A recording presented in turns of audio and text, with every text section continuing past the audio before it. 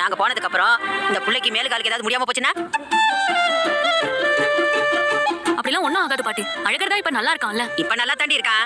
இன்னொரு தடவை பால் கொடுத்து அது ஒத்துக்காம போயிருச்சுன்னா என்ன பண்ணுவேன்? பிள்ளைங்க விஷயத்துல எடுத்தவங்க கவுத்தோன்னு முடிவு எடுக்க முடியுமா? ஒரு தடவைக்கு 2 தடவை பாலை கொடுத்து அது அவருக்கு வயிற்றுக்கு ஒத்துக்கிருச்சான்னு பார்த்ததுக்கு அப்புறம் தான் எந்த முடிவும் எடுக்க முடியும். இப்ப பால் குடிச்சிருக்கான்ல, இன்னும் 2-3 மணி நேரம் பாப்போம். அப்பவும் எந்த பிரச்சனையும் இல்ல, அவனுக்கு வயிற்றுக்கு ஒத்துக்கிருச்சுன்னா அதுக்கப்புறமா நீங்க புறப்பட்டு போங்க. அது வரைக்கும் நீங்க எந்த முடிவுக்கும் வராதீங்க. அப்ப நானும் மாமா வேணும்னா இங்க இருக்கோம் பாட்டி. அடியே, நான் என் பேரை நீ எல்லாம் வாங்க. தமிழ்ச்செல்வி இருக்கிற இடத்துல தான் புள்ள இருக்கிறது நல்லது. அவசரத்துக்கு எதுவும் ஒண்ணுனா கூட அவகிட்ட தாய்ப்பாலை கொடுத்து சமாளிச்சுக்கலாம். புள்ளைக்கு மேலு கால் எதுவும் முடியாம போயிடக்கூடாதுன்னு நான் சொல்லிக்கிட்டு இருக்கேன். நீ என்ன நாங்க இங்கேயே இருந்துக்கிறோங்கிற? சரி, இன்னும் கொஞ்ச நேரம் பாப்போம்டா. அதுக்கப்புறம் குழந்தைக்கு சரியாயிருச்சுன்னா நீங்க புறப்பட்டு போங்க. என்னடா சொல்ற? சரி பதா. ஆ, அழகர் அன்னைக்கு எப்படி கஷ்டப்பட்டான்னு எனக்கு மட்டும்தான் தெரியும். இன்னொரு முறை அந்த கஷ்டத்தை இவன் படக்கூடாது.